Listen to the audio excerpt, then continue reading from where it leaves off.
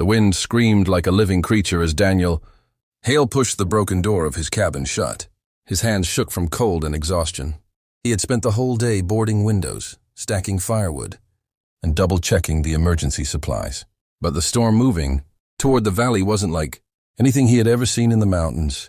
His 6-year-old son Liam sat on the old couch wrapped in a blanket, holding the little wooden car Daniel had carved for him. The boy's eyes were wide, but he tried to look brave because his dad always looked brave during storms. "You okay, buddy?" Daniel asked, rubbing Liam's hair. "I'm fine, Daddy. I'm not scared if you're here." Daniel smiled softly. The truth was he was scared. After his wife passed 2 years ago, raising Liam alone felt like walking on a tightrope every day, afraid to slip, afraid to fail. But he didn't show fear. Ever. Not when Liam looked at him with those trusting eyes. The storm roared louder.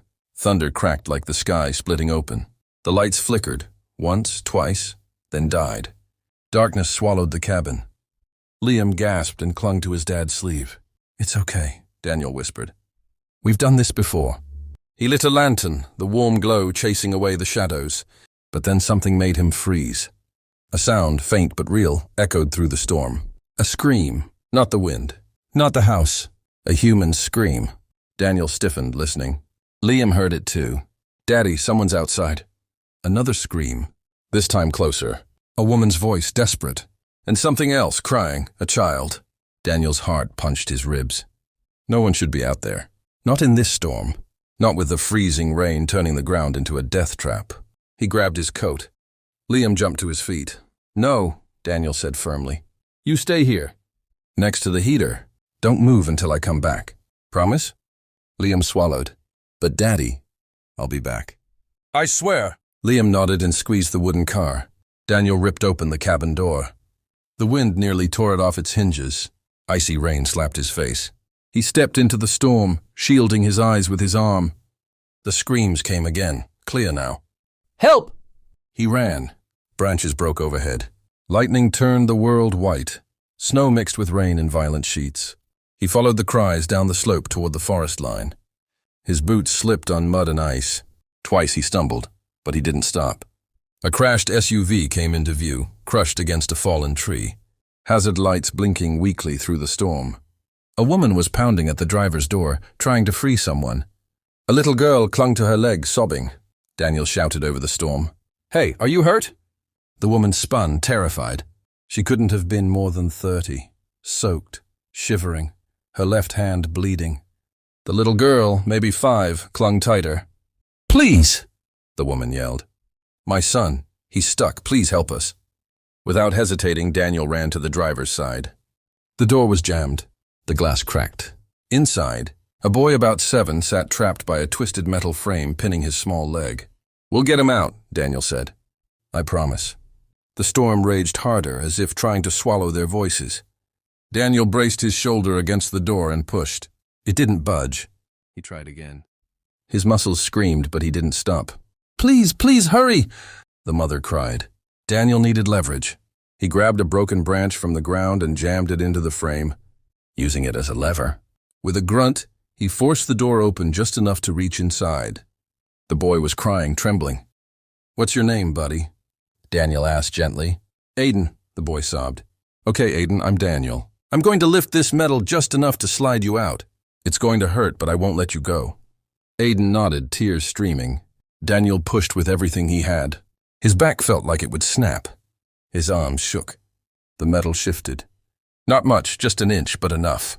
He grabbed Aiden under the arms and pulled. Aiden screamed in pain, but Daniel didn't stop. And then finally the boy slid free. The mother fell to her knees, pulling Aiden into her arms, sobbing hard. Daniel dropped beside them, chest heaving. "You're okay," he said. "You're all okay." "Thank you," the woman cried. "Oh God, thank you." But the storm wasn't done. A loud cracking sound echoed above them. Daniel looked up and saw a tree, huge and dead, leaning too far. About to fall. "Move!" he shouted. He grabbed the mother, shoved her and the kids toward the ditch. The tree came crashing down exactly where they had been. A branch slammed across Daniel's shoulder, knocking him to the ground. Pain exploded through him, but he rolled over coughing. The family was safe. You're hurt! The woman cried, rushing toward him. I'm fine, Daniel said through clenched teeth. We need to get you and the kids to shelter. My name is Claire, she said quickly. This is Aiden and Emma. We were trying to get to my sister's house when the road closed. We didn't know it was this bad. Daniel nodded. My cabin is close. Can you walk? Claire nodded, clutching both children. The journey back was brutal. The storm punched them from all sides. Daniel shielded Emma when the wind knocked her off balance. He carried Aiden when the boy couldn't manage the slope with his injured leg. And when Claire staggered, he took her arm, steadying her. By the time they reached the cabin, Daniel was barely standing. Claire had gone numb, her lips blue. Emma burst into tears. Aiden could barely breathe from the cold. Daniel kicked the door open, and inside was Liam, trembling but waiting exactly where his father told him to stay. Daddy! He cried, running forward. Daniel knelt to hold his son. I'm here. I brought people who need our help. Liam looked at the half-frozen family. Come in. Hurry! The cabin filled with frantic movement. Liam fetched blankets. Daniel lit the stove and dried everyone's hair. He bandaged Claire's hand and wrapped Aiden's leg. He heated soup and insisted they all eat before shock set in. Claire watched him with wide, disbelieving eyes. Why did you come for us? You could have died, Daniel shrugged. Nobody survives a storm alone. Aiden looked up at him. You're like a superhero. Daniel chuckled softly. Far from it. You saved us, Emma whispered. For a few hours, the storm raged outside like a monster circling the house. But inside, by lantern light, two families sat together, talking. Warming up, breathing again.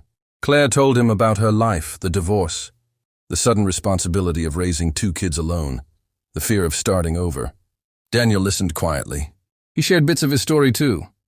The loss of his wife, the days when loneliness gnawed at him, the nights he stayed awake, wondering if he was doing enough for Liam. Claire reached across the table and touched his hand. You're doing more than enough. Silence settled between them, warm, unexpected. The kids were already bonding. Liam showed Aiden his toy cars. Emma curled against Claire, half asleep. Hours later, as the storm finally weakened, Claire looked at Daniel with tears shining in her eyes.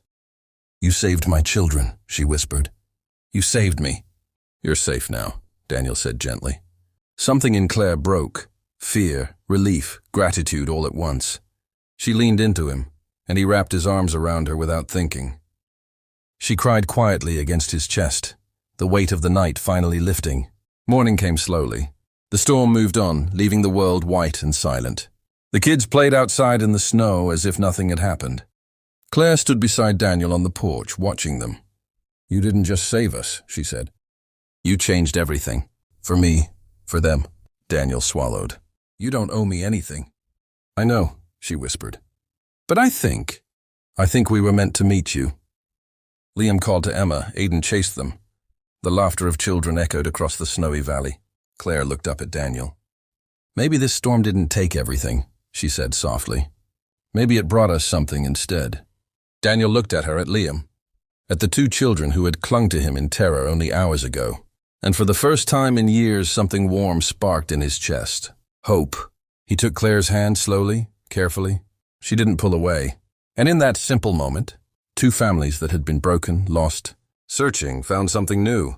A beginning born from a night meant to destroy. The storm had taken much, but it had also given them each other, and nothing would ever be the same again.